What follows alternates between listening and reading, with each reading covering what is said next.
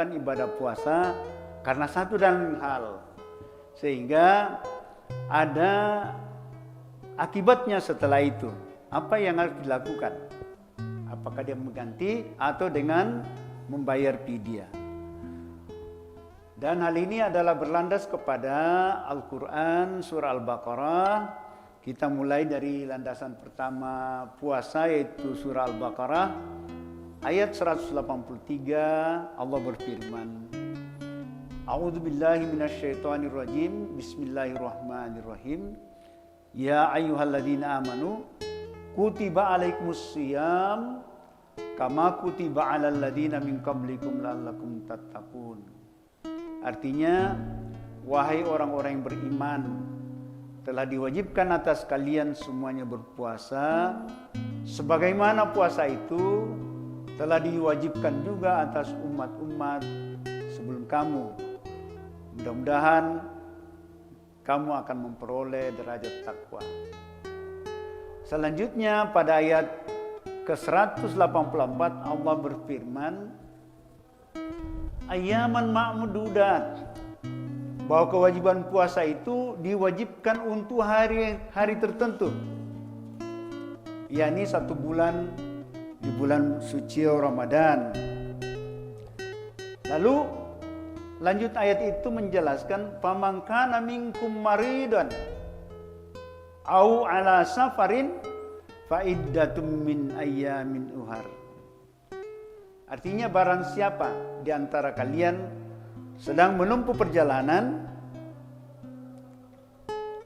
barang siapa di antara kalian sakit atau sedang menempuh perjalanan, fa iddatum min ayyamin ukhar, dia boleh berbuka, tetapi dia wajib menggantikan puasa yang ditinggalkannya itu pada hari-hari yang lain. Wa 'alal ladzina yutiqunahu fidyatun. Nah, ini yang akan kita bahas secara khusus pada hari ini. Wa 'alal ladzina yutiqunahu fidyatun. Terhadap orang-orang yang diberati untuk melaksanakan ibadah puasa itu, dia boleh membayar fidyah. Dia boleh tidak berpuasa, tapi dia membayar fidyah. Inilah yang akan kita bahas pada kesempatan ini. Kapan seseorang itu bisa meninggalkan puasanya dan boleh membayar fidyah. Demikian, host. Baik, yang mulia narasumber kita, fidyah ini adalah akibat dalam hukum Islam, hukum pelaksanaan puasa itu. Fidyah ini adalah akibat, tentu ada sebabnya. Mungkin bisa diuraikan yang mulia narasumber, penyebab orang menjadi wajib, penyebab seseorang itu membayar fidyah yang mulia, apa sebabnya? Oke, terima kasih. Jadi dalam ayat yang kita bacakan di atas, Allah Subhanahu wa taala menjelaskan tentang sebab orang boleh tidak berpuasa. Yang pertama itu adalah maridan, orang yang sakit, au ala safarin, atau dalam perjalanan, sehingga mereka boleh tidak berpuasa dan mengganti dengan mengqadanya pada hari-hari yang lain setelah bulan puasa. Nah, tetapi lanjutan ayat itu mengatakan ada orang yang mungkin tidak sakit, mungkin tidak dalam perjalanan, tetapi ayat ini menggunakan konteks yutikunahu, diberati dengan puasa itu, sehingga dia tidak sanggup berpuasa. Nah, inilah orang-orang yang diberati seperti ini yang mempunyai makna ganda, ya. Siapa-siapa yang termasuk dalam kategori itu. Begitu kira-kira. Berarti yang mulia narasumber, pemaknaan yutikuna ini diberatkan itu berlangsung permanen untuk orang-orang yang harus membayar fidyah.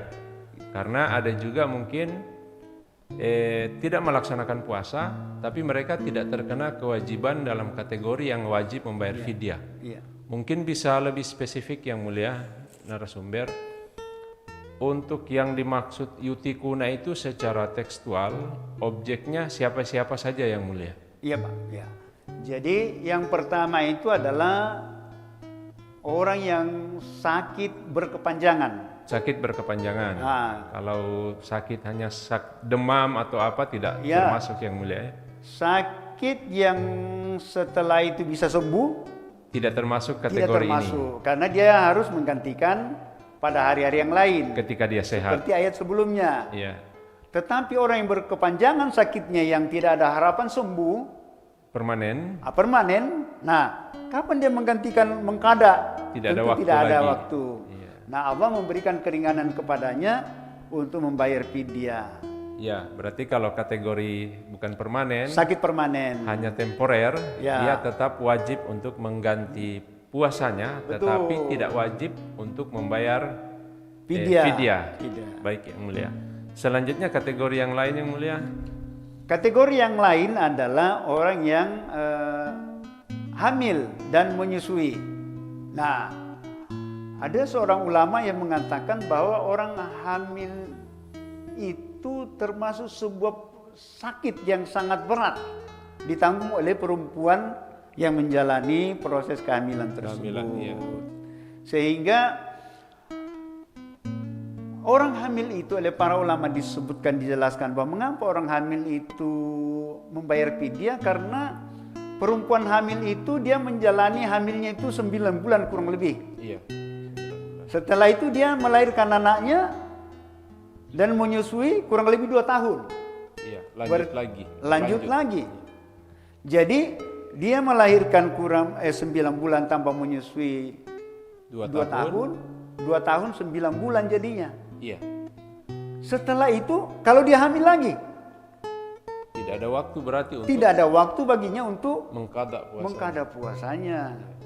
Bila seseorang itu ketika dia hamil dan menyusui itu tidak sanggup berpuasa. Tetapi bahwa ada juga perempuan dikaruniai kekuatan fisik yang bagus sehingga biarpun dia menyusui dia bisa berpuasa. puasa, iya. Nah, biarpun dia hamil dia bisa berpuasa. Iya. Nah, sehingga yang dikatakan ayat ini yutikunahu, diberati dengan puasa itu Yang merasa berat. yang berat. Nah, sehingga dia tidak sanggup untuk berpuasa atau mendatangkan akibat seperti seorang perempuan yang hamil apabila karena dia berpuasa dia kira-kira terganggu janin yang dikandungnya, maka itu memberati dan membahayakan.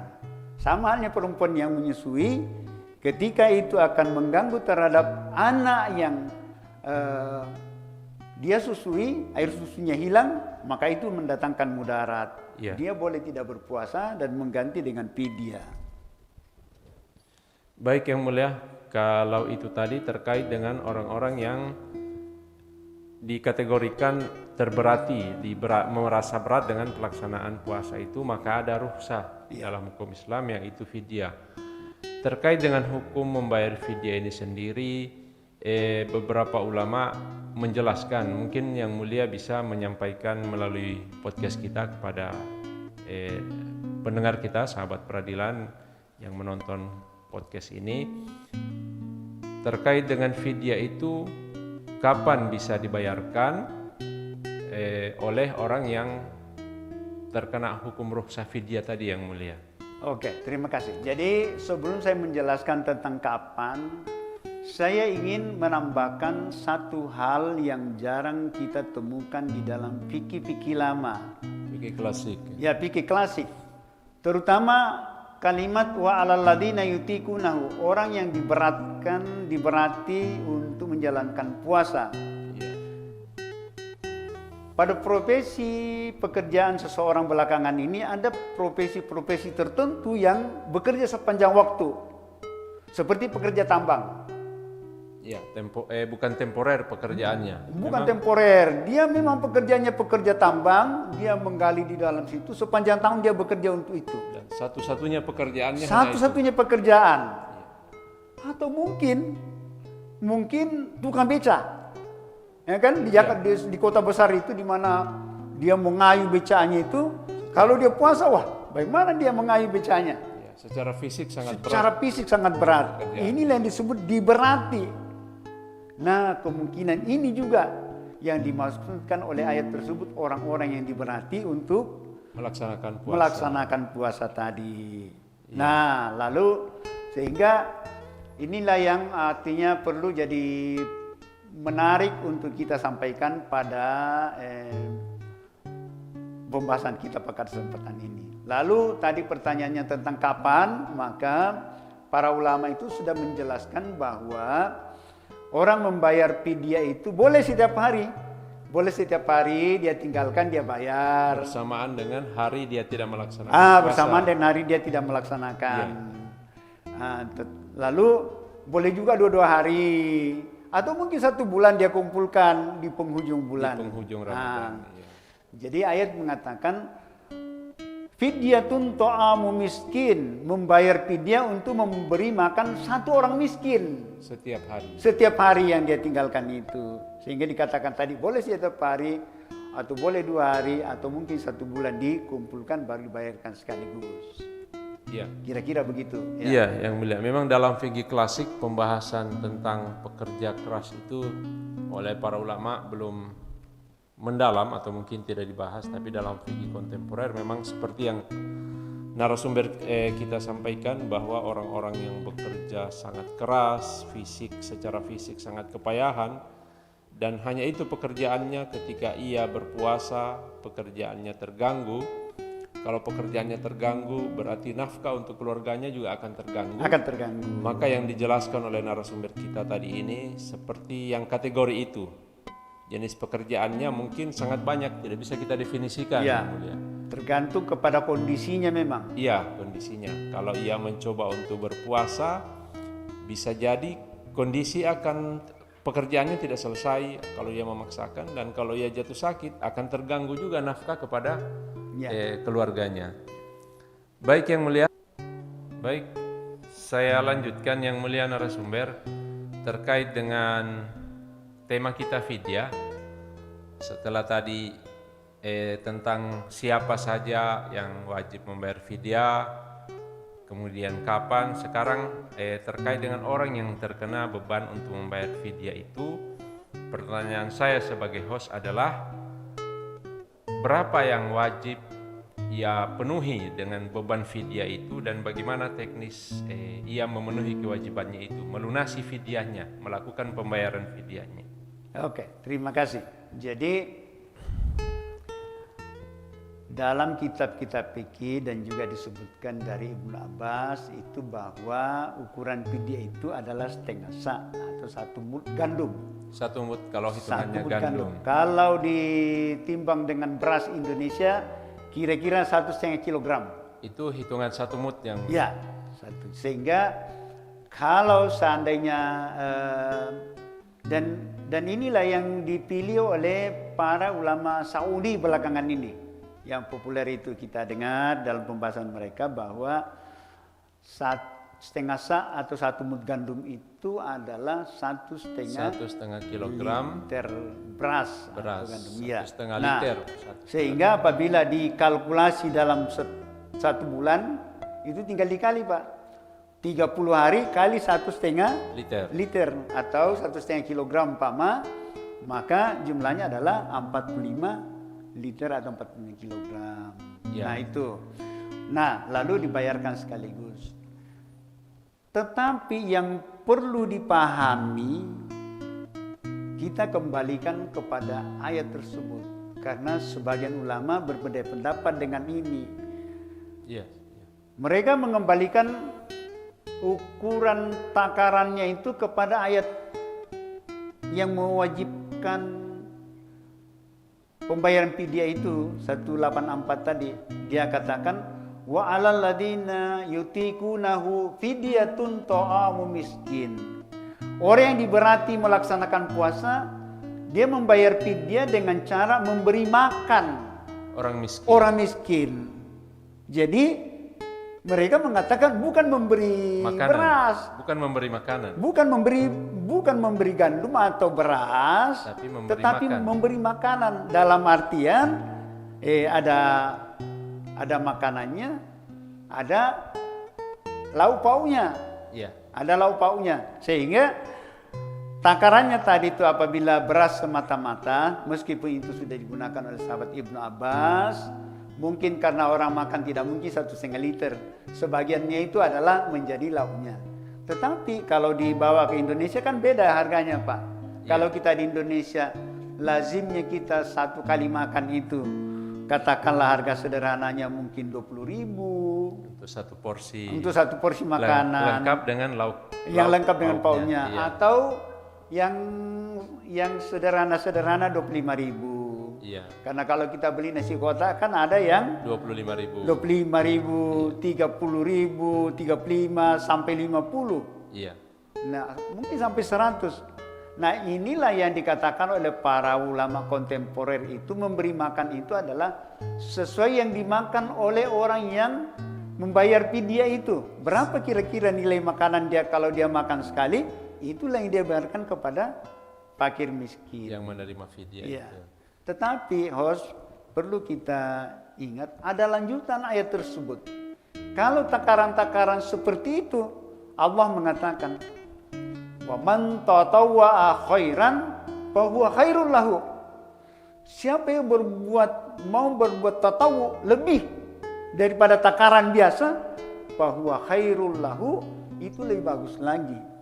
Kalau tadi 1,5 kilo dia kasih 3 kilo satu hari, atau dia makanannya biasa 25.000, dia kasih 35 atau 50, Lebih itu bagus. lebih baik baginya. Itu ukurannya, Pak. Iya.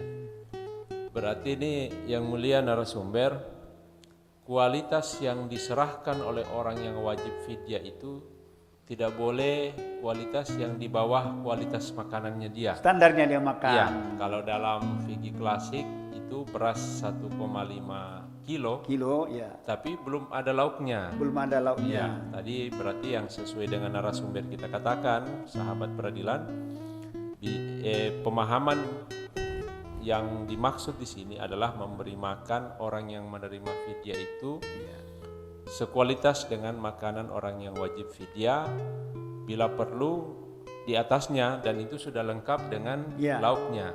Bukan hanya pemahaman beras semata, karena beras semata tidak ada lauknya di situ. Sedikit saya tambahkan. Jadi kalau umpama ini kita menghitung harga beras di Indonesia, kalau umpama dikatakan satu mut tadi itu adalah 1,5 kilogram atau 1,5 liter, seumpama beras Indonesia adalah 10.000 yang terbaik sekarang, 11.000 yang 11.000. Iya. Lalu kalau 1,5 kilo kan hanya 16.000 rupiah 16.000, jadinya. Sedangkan makanan standar kita adalah 25.000 kurang lebih. Iya. Nah, itu sedikit, sehingga kita perlu berikan penekanan ini bahwa kalau para ulama menafsirkan seperti itu, kita membaca teks aslinya. Iya, Fidyatun ta'amu miskin, memberi makan, bukan memberi makanan, beras. bukan memberi gandum, tapi memberi makan. Dan ini bukan penafsiran ulama kontemporer, tapi juga dilakukan oleh sahabat Anas bin Malik ketika beliau sudah berumur lanjut, Pak. Memberi makan kepada 30 orang miskin, yaitu dengan membuat makanan dari roti yang diberi diramu dengan campuran-campuran lainnya, sehingga menjadi makanan yang cukup mengenyangkan untuk 30 orang miskin. Dia panggil itu ke rumahnya, dia beri makan 30 orang sampai kenyang. Nah, ini apa namanya yang menjadi rujukan para ulama kontemporer, apa yang dilakukan oleh sahabat Anas bin Malik, dan itu terjadi tentu setelah Rasulullah SAW meninggal. Iya, baik gitu. Yang mulia. Jadi pemahaman para ulama klasik dengan ulama kontemporer terkait dengan tekstual ayat Al-Quran, fidyatun ta'amu miskin, itu memberi yang terbaik kepada mereka menurut narasumber kita ini, memberi makan sesuai dengan standar yang berlaku pada zaman ketika fidyah itu kita terapkan. Mungkin begitu, yang mulia. Baik sahabat peradilan yang menyaksikan podcast Nabila Pura, mungkin masih ada sebagai penutup mungkin yang akan disampaikan oleh narasumber kita terkait dengan materi fidyah kita pada kesempatan kali ini. Kami persilakan Yang Mulia. Jadi sahabat podcast yang saya muliakan, Allah Subhanahu wa taala menutup ayat 184 itu sangat bagus untuk kita perhatikan. Allah Subhanahu wa taala berfirman, "Wa antasumu khairul lakum in kuntum ta'lamun."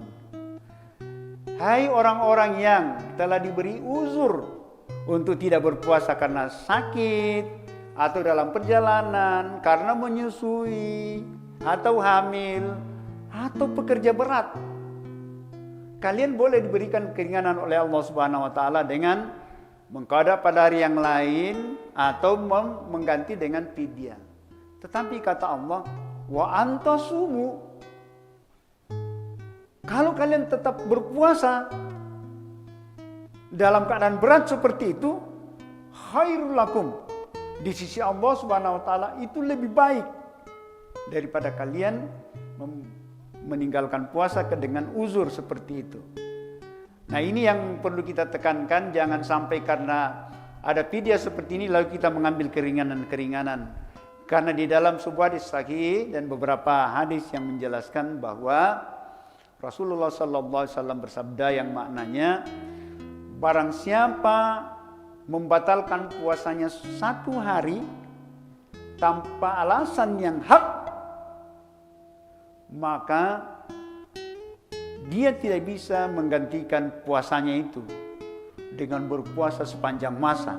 Saking beratnya dosa bagi orang yang meninggalkan puasa tanpa uzur, alasan yang dibenarkan oleh syara. Jadi kita menjelaskan tentang hal-hal seperti tersebut di atas kemungkinan-kemungkinannya, tetapi Allah Subhanahu wa taala mengingatkan kepada kita, wa antasumu khairul lakum in kuntum ta'lamun. Jika kalian tetap melaksanakan puasa dalam keadaan berat seperti itu, maka di sisi Allah Subhanahu wa taala adalah lebih baik bagi kamu jika kalian mengetahui apa yang disiapkan oleh Allah Subhanahu wa taala bagi orang yang melaksanakan puasa dengan berat. Kira-kira begitu, Pak.